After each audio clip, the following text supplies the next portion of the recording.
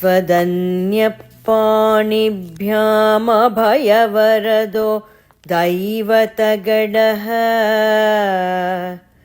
त्वमेका नैवासि प्रकटितवराभीत्यभिनय भयात्रातुं दातुं फलमपि च वाञ्छसमधिकम् शरण्ये लोकानां तव हि चरणामेव निपुणौ हरिस्त्वामाराध्य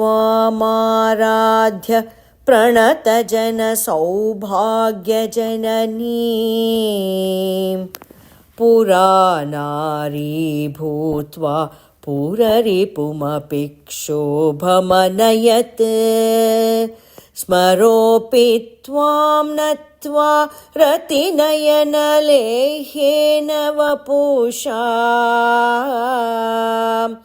मुनीनामप्यन्तः प्रभवति हि मोहाय महताम्।